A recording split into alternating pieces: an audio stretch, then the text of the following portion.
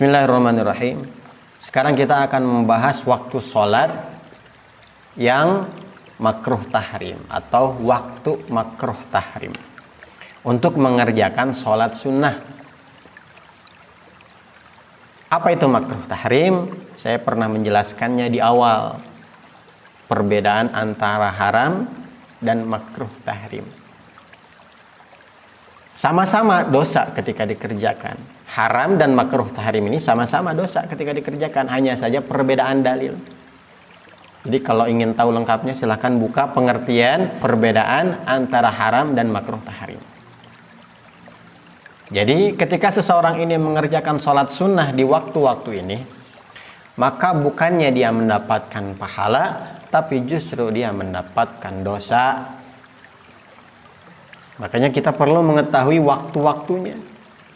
Jangan sampai kita melakukan amal, tapi amalnya malah sia-sia. Justru kita mendapatkan hukuman karena mendapatkan dosa, bukan pahala.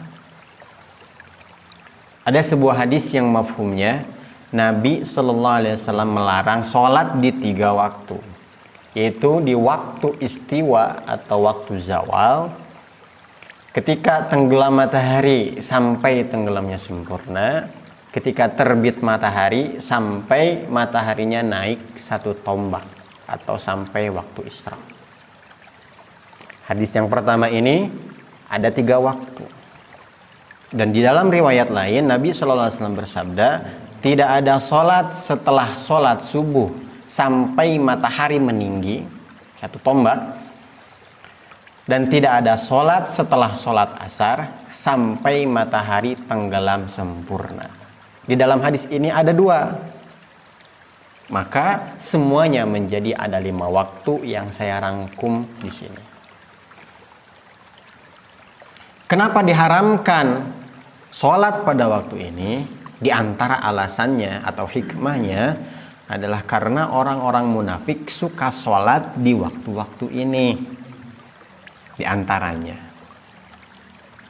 Sekarang kita akan bahas satu persatu. Yang pertama, waktu makruh tahrim. Berdosa mengerjakan sunnah di waktu ini. Yaitu waktu zawal atau waktu istiwa. Kapan itu? Ketika matahari ada di tengah. Kalau matahari di tengah, tandanya tidak akan ada bayangan. Kemudian matahari bergeser ke arah barat. Sedikit demi sedikit. Tergelincir nih sedikit. Ada bayangan. Berarti masuk waktu zuhur. Yang pertama ini keharamannya ketika waktu zawal sampai waktu zuhur. Jadi kalau diperkirakan itu 15 menit sebelum zuhur haram mengerjakan sholat. Makruh tahrim ya. Kenapa saya sebut haram? Biar langsung mengerti bahwa dosa mengerjakannya. Jadi waktu duha itu habisnya sekitar 15 menit sebelum zuhur. Kecuali hari Jumat. Kalau hari Jumat itu bebas. Khusus untuk waktu zawal ini. 10 menit sebelum zuhur masih diperbolehkan sholat sunnah. Makanya kalau hari Jumat di masjid 10 menit bahkan 5 menit sebelum zuhur masih banyak orang yang sholat. Jadi kalau hari Jumat masih diperbolehkan. Bagaimana kalau 10 menit sebelum zuhur? Patokannya silahkan. Tapi kurang hati-hati. Maka 15 menit sebelum zuhur ini lebih hati-hati. Kemudian waktu yang kedua setelah sholat asar sampai tenggelam matahari. Kata Nabi tadi tidak ada sholat setelah sholat asar. Jadi badiah asar gak boleh. Gak ada. Haram ketika kita mengerjakannya. Sholat hajat di waktu itu pun sama haram. Sholat tobat di waktu itu pun sama haram. Bukannya mendapatkan pahala, tapi justru mendapatkan dosa. Sampai kapan ini habisnya? Sampai tenggelamnya matahari. Kemudian yang ketiga, tenggelamnya matahari sampai tenggelamnya sempurna atau waktu maghrib. Yang kedua dan yang ketiga ini hampir satu waktu. Tapi ini sebenarnya dua hadis yang berbeda. Tapi kalau disatukan ini bisa setelah asar sampai maghrib aja.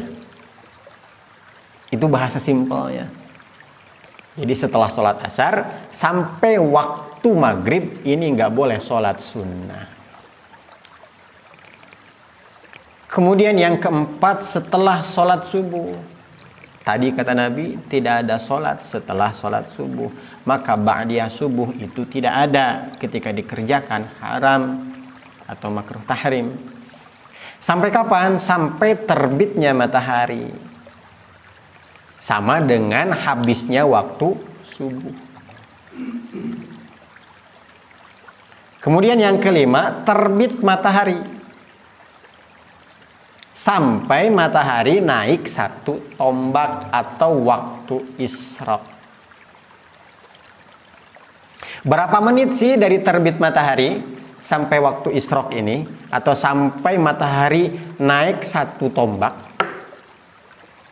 Kalau guru saya dan ulama-ulama yang sudah menyepakatinya, dari terbit matahari sampai matahari ini naik 1 tombak itu diperkirakan sekitar 20 menit.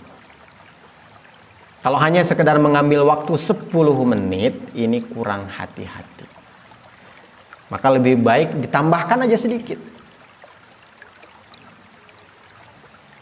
Nomor 4 dan nomor 5 ini seperti satu waktu. Bahasa ringkasnya, setelah sholat subuh sampai waktu isyraq, ini haram sholat sunnah. Dan setelah waktu isyraq ini, tidak ada waktu haram lagi. Sampai waktu zawal. Dan keharaman ini, atau kemakruh tahriman, susah yang ngomongnya, kemakruh tahriman. Ya udahlah, keharaman lah ya. Hanya untuk 2 sholat saja. Yang pertama, sholat mutlak. Apa itu sholat mutlak? Pengen sholat sunnah aja. Bukan sholat hajat, bukan sholat tobat, pengen sholat saja. Itu namanya sholat mutlak. Haram di waktu ini. Yang kedua, sholat yang alasannya itu di belakang. Alasannya itu belum terjadi. Sholat hajat.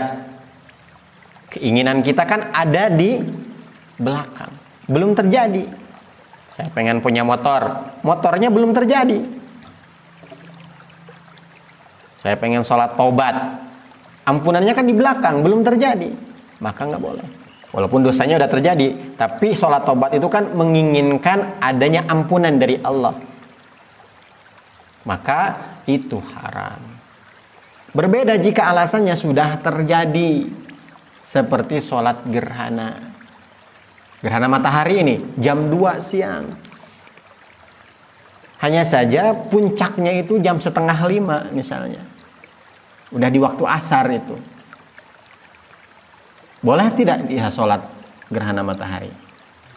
Boleh. Karena alasannya sudah terjadi. Sholat tahiyatul masjid boleh tidak? Boleh. Kenapa? Alasannya sudah terjadi. Apa itu? Kita masuk masjid. Misalnya kita mau sholat maghrib. Berangkat 5:30. Setengah jam sebelum sholat maghrib kita sudah pergi ke masjid. Mau ngaji Quran dulu kek. Mau zikir dulu. Pas masuk ke masjid berarti alasannya sudah terjadi, yaitu sampai di masjid. Kemudian kita sholat tahiyatul masjid. Boleh tidak? Boleh. Maka kalau alasannya sudah terjadi, ini boleh dikerjakan. Tapi kalau alasannya belum terjadi, maka haram mengerjakannya. Qobliyah subuh, fadilahnya besar enggak? Besar, seakan-akan mendapatkan dunia dan seisinya. Kita harus tahu dulu kapan waktu qobliyah itu dan kapan habisnya. Qobliyah subuh itu waktunya dari semenjak masuknya waktu subuh terbit fajar shodiq sampai habisnya waktu subuh, yaitu terbit matahari. Tanpa disyaratkan sebelum sholat atau setelah sholat. Maka qobliyah subuh dikerjakan setelah sholat subuh masih boleh. Bagi kita yang istiqomah qobliyah subuh karena pahalanya begitu besar, kita bisa istiqomah terus. Walaupun kita datang ke masjid terlambat, orang sudah sholat berjamaah, nggak boleh kita sholat sunnah. Harus ikut sholat berjamaah. Nanti setelah sholat, baru kita sholat qobliyah. Selain itu alasannya kan sudah terjadi. Qobliyah beda dengan ba'diyahnya. Hanya saja jangan dilakukan di depan umum, karena kemungkinan mereka tidak tahu.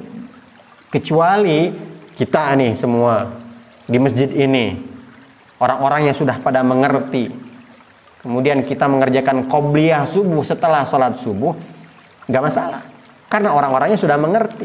Tapi kalau dilakukan di tempat umum, orang-orang tidak mengerti, nanti kita yang disalahkan. Sholat apa ini? Haram ini. Nah, makanya pilih tempat yang tidak menjadi fitnah atau perbincangan orang lain. Mafhum ikhwan? Contoh lain, sholat jenazah boleh dikerjakan setelah sholat asar? Boleh. Selain alasannya sudah terjadi adanya orang yang meninggal, sholat jenazah ini bukan sholat sunnah, tapi fardu kifayah. Sholat syukur wudhu boleh, karena sudah terjadi alasannya. Apa? Wudhu. Sholat qadha boleh. Kenapa? Karena alasannya sudah terjadi, yaitu meninggalkan sholat dulu-dulu. Kemudian keharaman ini di luar Masjidil Haram. Kalau di dalam Masjidil Haram, sekitar masjidnya, maka di waktu ini pun masih diperbolehkan sholat sunnah. Setelah sholat asar nih, kita ingin sholat hajat, sholat taubat, masih diperbolehkan kalau di Masjidil Haram, Mekah sana. Paham ikhwan? Wallahu a'lam bissawab.